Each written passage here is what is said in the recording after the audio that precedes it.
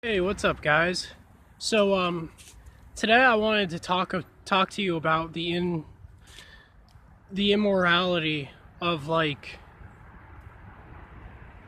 the economy around the selling and reproduction of the book, the Bible.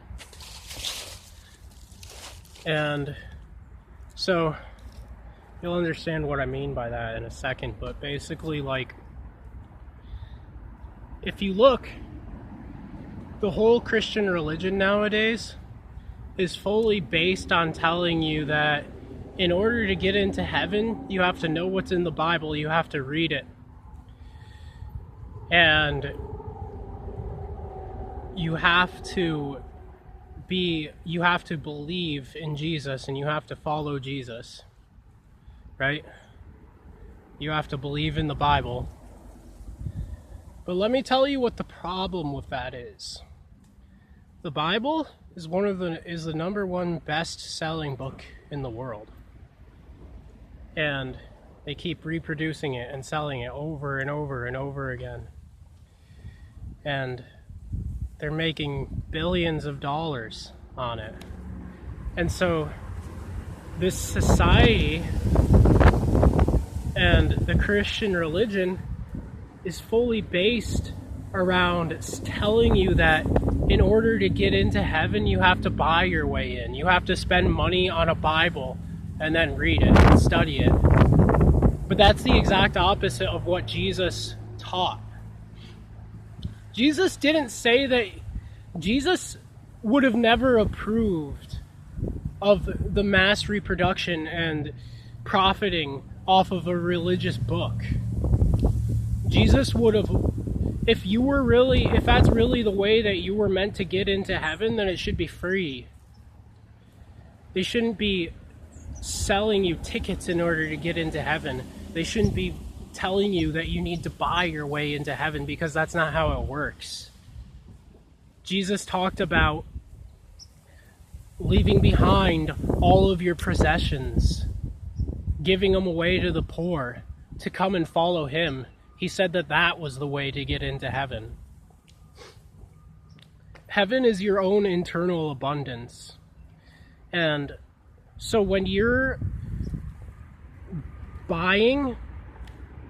spending money to buy this book, believing that that's going to get you into heaven, and then you spend all your time reading up and studying the book, instead of doing what aligns with your soul, what you're doing is you're putting your energy into this thing. You're putting your energy into this thing that's sucking you into materialism and sucking you into worshiping the dollar bill, which is cutting you off from your own soul.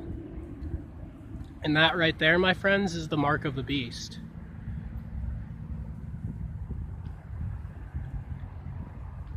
So yeah, there's other problems. There's so many other problems with that, like the fact that there's Christians who believe that Trump is the Messiah, and they believe that he's this great example. There's other people who believe that he's this great example of what a Christian should be, even though he's the exact opposite of what Christ was. Trump is rich. Christ was poor. Trump is mean. Christ was kind. Christ was humble. Trump is overly prideful and arrogant. The list goes on and on. And Trump talks about how he's Christian, and he's talking about how we need to protect Christianity, and yet he's wanting to create all these restrictive laws and making himself an enemy of freedom while trying to preach the Bible. And to me, this fits the description of the Antichrist. And he's basically furthering this agenda that you need to buy your way into heaven. You need to buy a Bible. You need to buy yourself a ticket into heaven in order to get into heaven. But no, this is the opposite of what Christ wanted. This is the opposite of what Christ taught. And if Christ was here today, he would be speaking out against the church. None of you would recognize him because you would think him to be an enemy of God. And that's what's going to forsake you in the end. See, like,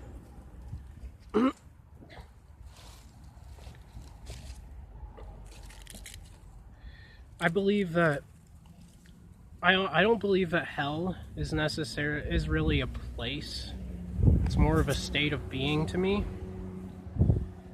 But I also think that it's unbeneficial for you to be cutting yourself off from your own soul on the constant and forsaking your own spirit and giving away your belief in God to these people who just want to impress you.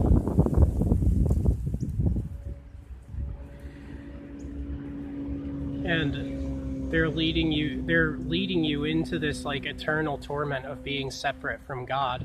Because I believe in reincarnation and the way what you're experiencing in this life is just going to happen in the next life.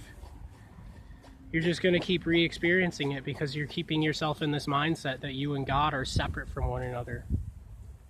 But the truth is, all is one. And I will die on that hill.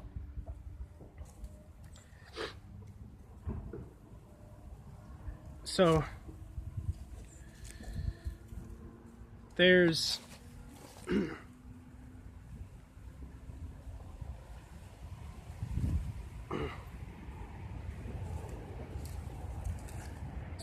within studying the Bible, well, actually, you know what? That's a topic for another video. I think that this is a good note to end it on. Blessed be everybody. Have a beautiful day. I love you all, and peace. And remember not to worry. You're not a sinner. You're not going to a place where you experience eternal torment when you die. You experience eternal torment when you physically cut yourself away from God. But it's not too late. You can always come back. And God will always accept you back, no matter what. And God's not going to hate you for being gone for a little bit. So just relax, take it easy, and remember, heaven is within you. It's not something that you can buy your way into. Again, I love you all. Peace.